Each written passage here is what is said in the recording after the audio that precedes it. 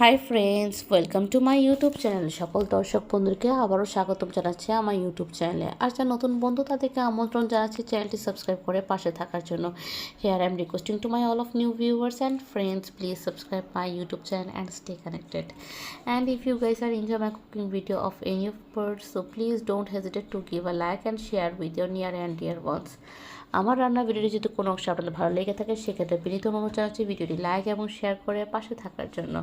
আর বন্ধুরা, রেসিপিটি দেখে বুঝতে পারছো এটি একটি নিরামিষ রেসিপি এবং এটা খুবই মজাদার একটি পাঁচমিশালি সবজি, একটি মজাদার একটি নিরামিষ রেসিপি, একদম সম্পূর্ণ পেঁয়াজ রসুন ব্যতীত। তো আজকে এই নিরামিষ রান্নাটা কীভাবে করছি সেটাই দেখাবো। So friends, today's we are presenting a very delicious and tempting, it's a mixed veg curry recipe which is considered as a niramish, means no onion no garlic recipe.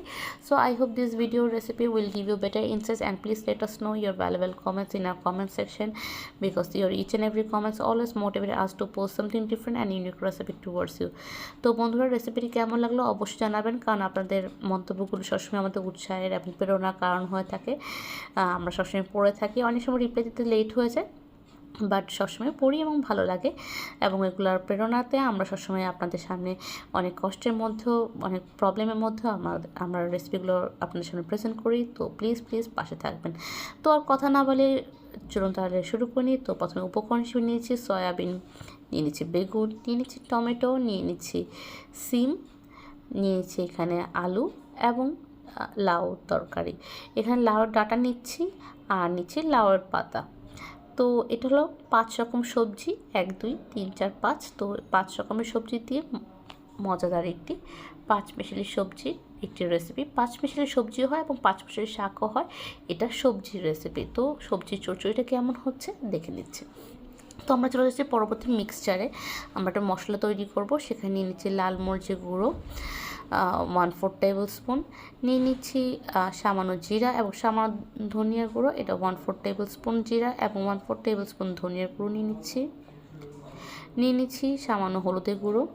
লাল মরিচের গুঁড়ো আমি এখানে 1/4 নিয়েছি, আপনারা চাইলে এখানে 1/2 টেবিল স্পুন নিতে পারেন। ঝালটা এবং নুনটা সম্পূর্ণ আপনাদের বাড়ির এবং আপনার চাহিদা অনুসারে আপনারা সবসময় পরিমাপ করে নেবেন। নিচ্ছি পরিমাণ মতো লবণ, আর জল দিয়ে ভালো করে মিক্সচার করে দিচ্ছি যাতে কোনো রকম লাম্পস না থাকে। এখন কড়াইটি বসিয়ে দিচ্ছি। কড়াইটি ভালো করে গরম হওয়ার অপেক্ষা থাকবো। তারপর আমি দিয়ে দেবো তেল সামান্য পরিমাণ, এবং তেলটাকে ভালো করে গরম করে নেব 20 থেকে 25 সেকেন্ডের মধ্যে। তো বন্ধুরা, আমার বিবৃতি যদি বুঝতে কোনো রকম অসুবিধা হয় প্লিজ তোমার সাবটাইটেল ফলো করবে, ওখানে সবগুলো ইনগ্রিডিয়েন্টসের এবং সবগুলো উপাদানের বিবরণ দেওয়া আছে। তো আমরা প্রথমে আলুগুলো ভেজে নেব। তো আমি এখানে দিয়ে দিচ্ছি শীতের এই টাটকা সবজি নতুন আলুগুলোকে আমি এরকম চাকচাক করে কেটে নিয়েছি, কেটে দিয়ে দিচ্ছি। আর দিয়ে দিচ্ছি লবণ, দিয়ে দেবো সামান্য হলুদের গুঁড়ো, দিয়ে এটাকে ভালো করে ভাজা করে নিয়ে নেব। এবং একই সাথে আমি এখানে দিয়ে দিচ্ছি সয়াবিনগুলো। তো সয়াবিনগুলো এখানে আমি আগে থেকে সেদ্ধ করে নিংড়িয়ে নিয়েছি। তো এটা আমি আর দেখাচ্ছি না, কারণ ভিডিও বড় হয়ে যায়। আর আমার অনেক রেসিপিতে তোমরা দেখেছো কীভাবে করে সেদ্ধ করা হয়, তো আশা করি নতুন করে দেখানোর কিছু নেই। তো দিয়ে এটাকে ভালো করে ভাজা করব। তো আলুটাকে আগে দিয়েছি, কারণ আলুটা ভাজতে একটু বেশি টাইম নেয়, সয়া বড়িটা দিলে তাড়াতাড়ি হয়ে যায়। তো এটাকে পরে দেওয়া। তো ভালো করে দুটো ভাজা পরে এখন আমি এটা অন্য একটি পাত্রে ট্রান্সফার করে নিব।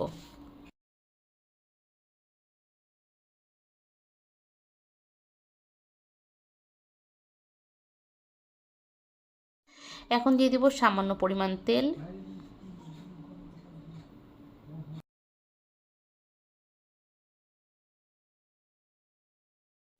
তেলটি ভালো করে গরম হয়ে আসলে দিয়ে দিব লাল মরিচে, মানে যেটাকে শুকনো মরিচ, দিয়ে দিব 2টি ফোড়ন। আর ফোড়ন হিসেবে দিয়ে দিব এখানে জিরে এবং কালো জিরে, দিয়ে এটাকে ভালো করে ভাজা করে নেব 10 থেকে 15 সেকেন্ডের মতো। এবং এটি মিশ্রণটি দিয়ে দিব, এবং মশলা মিশ্রণটি দিয়ে ভালো করে আমি কষিয়ে নিব যতক্ষণ পর্যন্ত এটা ভালো করে তেল বিভক্ত না হচ্ছে। আমরা সবাই জানি কীভাবে করে মশলা কষাতে হয়।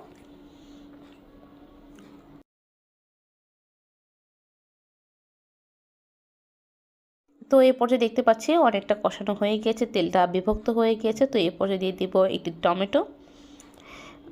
টমেটোটাকে আমি ফালি করে কেটে এখানে দিয়ে দিয়েছি। এবং এটাকে কিছুক্ষণ নাড়াচাড়া করে নিয়ে নেব।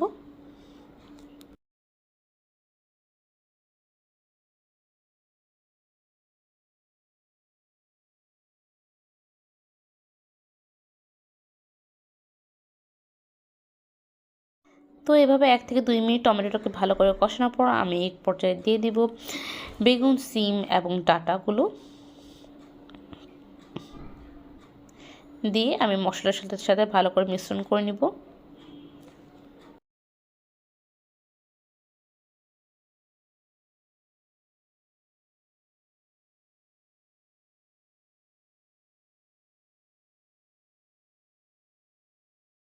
ভালো করে এপিঠ ওপিঠ মিশ্রণের পর যখন দেব মশলাটি ভালো করে লেগে গিয়েছে, তখন আমি এটাকে ঢেকে দেব 3 থেকে 4 মিনিটের মতো। আপনার মতো দেখে নেবেন যে এটা কীভাবে সেদ্ধ হচ্ছে। তো এই পর্যায়ে আমি এখানে দিয়ে দিচ্ছি আলুগুলো, কারণ আলু সেদ্ধ হতে একটু টাইম লাগে। ওটা তো ভাজা ভাজা করেছে, এখন সবজির সাথে একটু করে সেদ্ধ হবে। তো এভাবে আমি একটু ফ্লিপ করে দিলাম, এপিঠ ওপিঠ করে নিলাম। আর আমি আবারও কিছুক্ষণের মতো আমি ঢেকে দিচ্ছি কুক হওয়ার জন্য বা সেদ্ধ হওয়ার জন্য, ভাজা ভাজা হওয়ার জন্য। তো এই পর্যায়ে আমি একটু পরীক্ষা করে দেখব যেটা ঠিকভাবে সিদ্ধ হয়েছে না। যদি হয়ে যায় তো আমি এর মধ্যে অ্যাড করে দেব লাউ পাতাগুলো, দিয়ে এটাকে আমি ভালো করে মিক্স করে নিচ্ছি।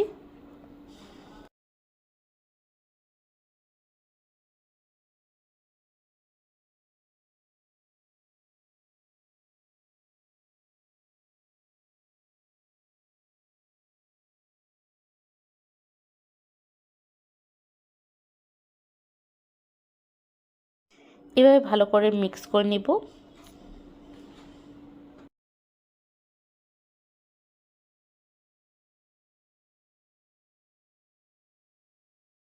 মিক্স হয়ে গেলে এখানে আমি দিয়ে দিব হাফ কাপের মতো জল।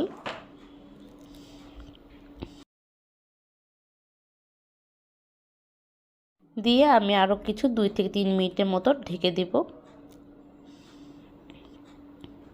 এরপর আমি দিয়ে দিব এখানে সয়াবিনগুলো, ভাজা সয়াবিনগুলো।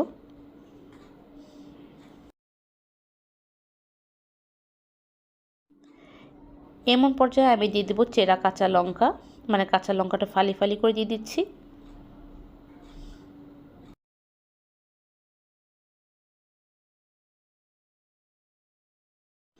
নিরামিষ যেহেতু অবশ্যই চিনি তার আবশ্যক, তো আমি এখানে স্বাদ মতো চিনি দিচ্ছি। চিনিটা অ্যাকচুয়ালি স্বাদটা ব্যালেন্স করে, এটা আমি সবসময় বলে থাকি।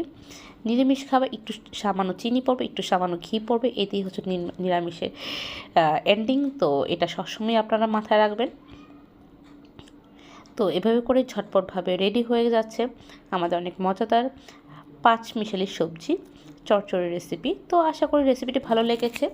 আর এই recipe dedicate to those person যারা হস্টেল বাসিন্দা বা হচ্ছে যারা প্রবাসী, তারা চায় একটু ঝটপট একটি রেসিপি করার জন্য, স্পেশালি নিরামিষ দিনে বা হচ্ছে এখন শীতের বাজারে অনেক ধরনের হরেক রকমের গ্রিনের টাটকা শাক সবজি পাওয়া যাচ্ছে। তো ওটা দিয়ে একটু ভিন্ন রকম সবজি খাবার লোভ সবারই থাকে শীতকালে। তো তাদের জন্য এই নিরামিষ সবজি দিয়ে ডেডিকেট করা। তো কেমন লাগলো অবশ্যই জানাবে। আর নতুন বন্ধুরা, থ্যাংক ইউ সো মাচ আমার পাশে থাকার জন্য। আর যারা পুরনো বন্ধু, তাদেরকে মনের অন্তঃস্থল থেকে অনেক অনেক ধন্যবাদ এবং ভালোবাসা জানাচ্ছি সবসময় মতো পাশে থাকার জন্য, ভিডিওটি সম্পূর্ণ দেখার জন্য এবং লাইক দিয়ে পাশে থাকার জন্য। তো বন্ধুরা, আজকের রেসিপিটি এতটুকু রইলো। আবারও দেখা হবে অন্য একটু রেসিপিতে, অন্যরকম কথোপকথন নিয়ে। ততক্ষণ পর্যন্ত সুস্থ থাকুন, ভালো থাকুন, take care, tata, bye bye and good night.